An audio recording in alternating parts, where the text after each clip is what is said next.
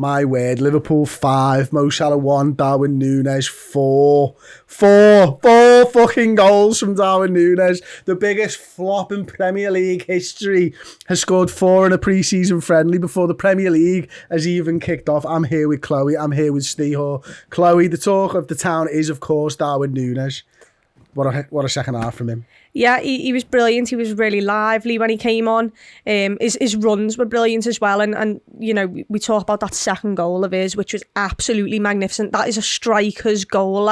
It was the second touch, the outside of the boot touch, to get him the angle that he wanted, and the shot to slot it bottom bin. There's not a lot of strikers out there who finish it the way he finished it. They probably get a goal, but that's a striker's finish. His movement was there. His energy was there. Yeah, he probably got gifted 2 goals there, but who really cares? It gave him the confidence to get that second goal, which was incredible.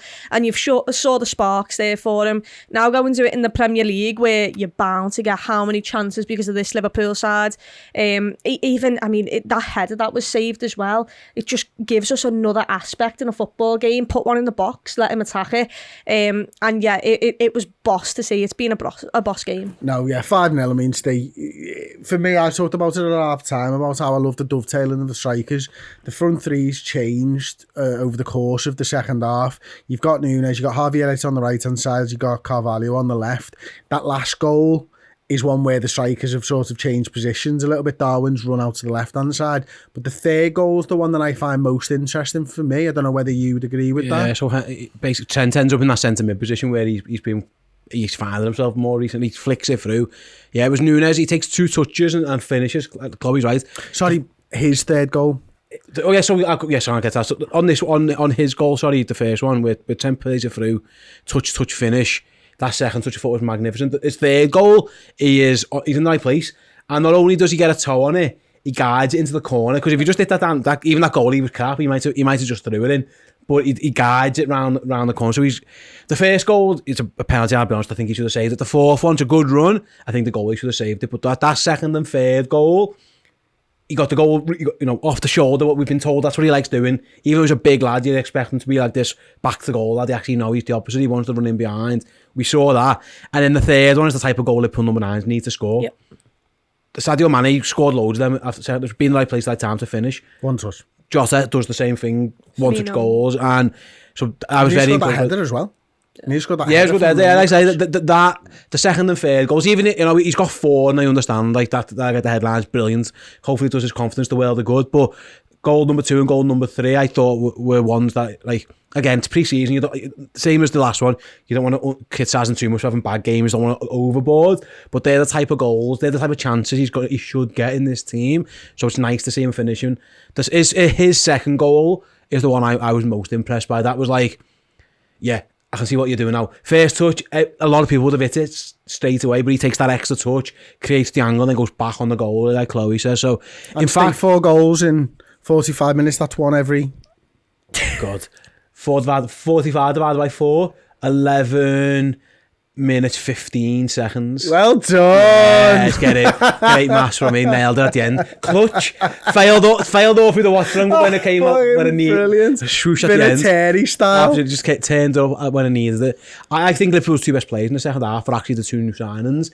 And I think that's hugely positive as well. At the start of the set, I thought Carvalho was excellent. I say this 2 of the 3 because James Milner was probably man of the match. He was unbelievable as well. But I was really impressed by how good Carvalho was.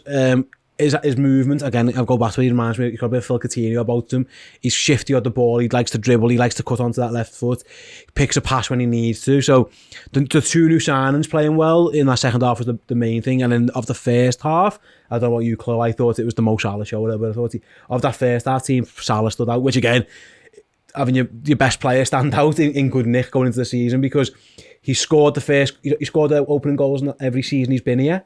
He's on for the record, and I wouldn't put it past him. If he plays like that, he'll score against Fulham. Is it 5 years on the bounce he scored in the opening so game? He signs in... What's the hell? 2017, 18? So he scored in the 17, 18, 19, 20, 21. So he's on for 6 on the run. Good maths again by me. You wouldn't put it past him in that form, scoring against Fulham. No, you wouldn't. I was just taken away by your maths. Honestly, yeah, 5 plus 1, got to 6 really quickly, wow. didn't he? Clip it.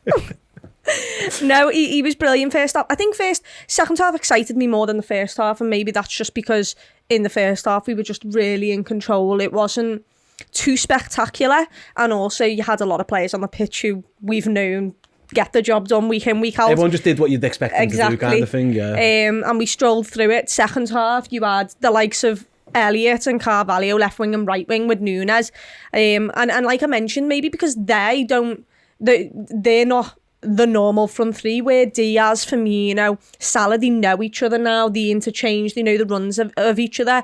Those three didn't, so it was very much, okay, I'm just going to play what's in front of me. Nunes is on the shoulder, yeah, let's put it in behind there. And it was very good. It was really entertaining to see. Like you said, Carvalho was brilliant. His close control, silky of him. Curtis Jones did fairly well. You've got a name, James Milner, because how good he was.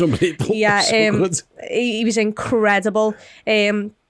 Also, the likes of Bajcetic, I'm going to say, was really impressive. And also Henderson. I thought had a good game. Do you know what I enjoyed most probably about the second half is the fact that we played down the left.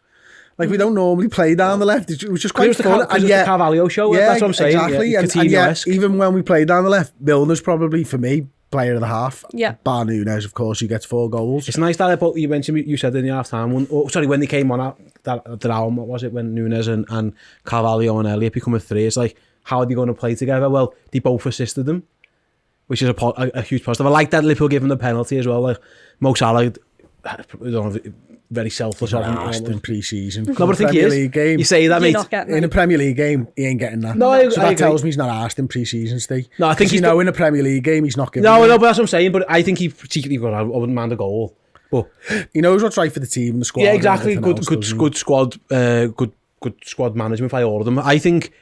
Again, the second half was different because I thought Leipzig looked knackered and they made a lot of changes as well, like we did, and they didn't look anywhere near the level we are.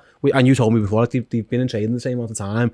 Maybe, and again, it's probably why Milner looks so good, because he is just so fit. Like, he's fitting everyone on the pitch, so that helped. I suppose the other thing is, I believe I'm right in saying this, they've just come out of their Austria training camp, so they had one in Austria as well. So they might have more in the legs, just a little bit more dead. We look way sharper, didn't we? Yeah, we've just had that little bit more rest time because we've come back from obviously the Far East, and then we've had a little bit of rest. We've gone into the game nowhere near as much in the legs. This is again why you can't judge even our performance, because you don't know where their teams are. When everyone's full going for it, it's league time. That's when you can judge off against other teams, isn't it? But what you can get excited about is individual moments. Those little bits of skill, those little link-up plays, which is what we're talking about between the front three. How Stefan stepped into the midfield slot and how he made it look his own and stuff like that. How Tsimikas just seems to play the same every single time. Whether it's Premier League or pre-season, he gets balls into the box, he gets up and down, he throws his body on the line, he fucking rugby tackles people. This is what you wanted. That's what you see from Costas week in, week out. Joe Gomez looking fitter, stronger every single time he takes to the field. Kanate looked good apart from that one small error in the first half. We know what Virgil van Dijk's like. Midfield looks great. What it says to me is what we've already known, Chloe. We've got a fucking great squad. We're boss, yeah. Yeah, I mean, you think about those two halves. I mean, both either of them team could go out against Fulham. It's just true. And there's no Jota, and there's no Chamberlain, and there's no Alisson involved as well. No Kelleher. I mean, Adrian was actually really good in that first half as well. Yeah, he did, yeah. I think it shows the squad depth that you've got, and it also shows the competitiveness. I mean, Carvalho's only just came in, young lad, and we're all sat here thinking, whilst we'd love to see him from the start. And maybe in the games like Fulham where teams are going to sit back, you think, okay, well, let's use you instead of someone else, maybe a Henderson or Elliott for Henderson, someone like that. So we've got so many options. It's so good to think about. I mean, I'm just excited. Before this game, I was excited for the season, but I feel excited now. I want it to start tomorrow, where I didn't. Got a few weeks left, haven't we, as well? I know. I want to see us play again, and that's what you get when you're closer to pre-season, but also when you're seeing the team have a bit more cohesion, because these players have been out. They've probably kicked a ball, but they've been relaxing. They've been off on their own thing. We've brought new players in, and we've gone back to it. We're getting the obvious fitness, but also we're getting the knowledge of reminding each other where we play, how we play, the positions, the runs we all make.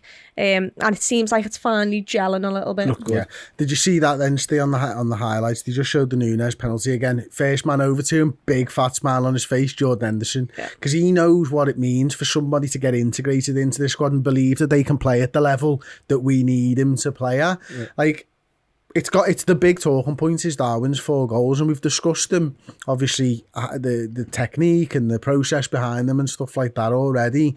But what does that give Darwin Núñez going into the Community Shield and the rest of the friendlies in the Premier League season? Yeah, it's the season. Maybe he needs to tweet more often. I don't know. Like, I wasn't a big fan of the tweet, but maybe that's what he needs to do. There's certain sportsmen who thrive with a point to prove, almost, like, and it felt a bit like that. Like he's obviously heard the noise and things. Like I say, the goal, it's a goal he should save the penalty. He should save the 4th one.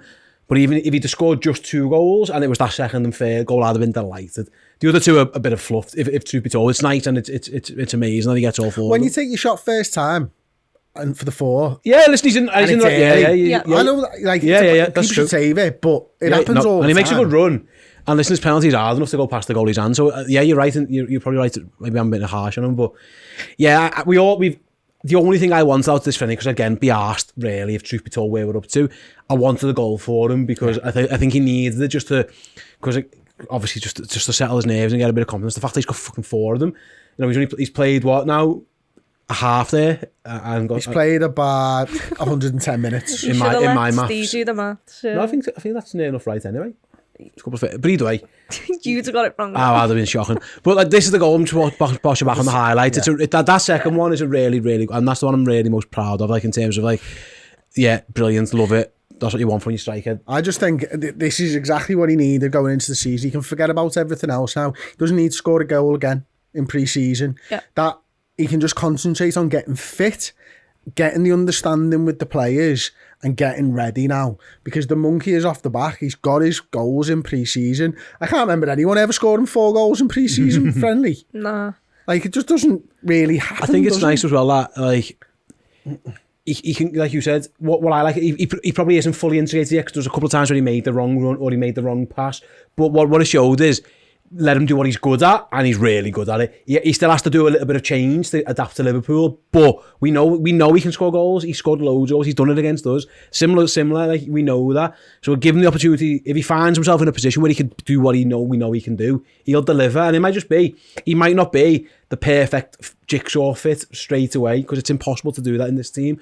But if he can score goals and while he's learning, absolute Brucey bonus. Sand the edges down, and soon enough he'll fit right into the middle of that. But in the meantime, he's still useful. He get his goal. Like, if a half chance falls to him against Fulham, he might not have the best game, but we know he's got the ability to put it in the back of the net. And we don't get carried away here on Redmen TV for pre-season friendlies. But Chloe, how many goals is he getting this season? I mean, I'm not gonna lie, I won at least 22. 4 in every half. I said he'd be 4 times. I said he'd be getting 25 to 30 goals this season a few weeks ago. All comps. Like, if he's allowed to score 4 in every half, I mean, that might be a bit low, to be honest with you. Because there are some games last year, 240 goals. So, like, Daniel Sturridge always felt like, I know he scored braces, but he always felt like he'd just get 1 a game. Boom, boom, boom, boom. Yeah. Whereas Suarez would rack up 3 in a game, 4 in a game, 2 in a game. And like, Salah's done a bit of both during his Liverpool career. You need to start, when you want to win those golden boots, you stat pad. A goal in a 7-0 against Fulham is worth the same as a 1. Like, in terms of, if that's all you're interested in, so fill your boots. Like, if you get a chance, go and do it. Yeah, if he plays every minute, 90 minutes, and scores 4 every half, I mean, it's 60. Jesus Christ. 124. M. Brown, you worked that out while we were talking. M. Brown, member for 12 months. Fabio's acceleration is very exciting. Some signing, indeed. Paul Cochran, brace yourselves. Monkey have to back up the Reds. Absolutely. Thank you for those 2 super chats. We were just talking about that exact thing. The Carvalho acceleration thing, we talked about a lot of things, Chloe. We didn't actually talk about his acceleration and his movement. But what caught my eye was that close control. Yeah, I mean, I think it was the 1-4 Darwin's goal, isn't it? Where he heads it to himself basically over the defender, and then he runs onto it. And I didn't think he was a fast player, but maybe it was the fact that it was close control and it looked fast. He's quick with the ball. Yeah. I've referenced if he's running onto something, he probably doesn't have the pace, but with it, he looks very fast, and maybe that's because he's got such close control. Again, Coutinho and Suarez were two, like, neither of them were lightning quick, like, yeah. But like with the ball, but they didn't slow down when they had the ball. Exactly. So they look so fast, and they skip past people. This is it. Yeah. Now he's with the ball. He moves so well. Yeah, and he looked brilliant. I don't want to, go over the top with it, but even in the last 2 games, he's looked really good. I think there was one where in the last game he cuts in on his right as well and has a shot, and it hits the post or whatever. So, I mean, we know he's got it all. It's just really exciting because I don't think we've had a Coutinho since Coutinho left, and we didn't really need to. But how many times has it talked about the fact that we rely on our front three so much for creativity? There's not enough assists or goals in our midfield.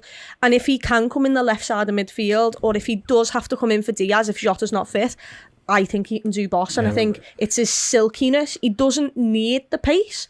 Like where Coutinho, you'd never want him as your out-and-out left winger because he doesn't have pace, but his silkiness was the reason why he was so good there. Not get away with it's the wrong way of saying play a different way. Play different, like not the Jurgen Klopp left winger that we're so used to, and I think Carvalho can do that. Quad Bod in our Discord for Club Legends says, can we start talking about the quad yet? Absolutely. Yeah, favorite.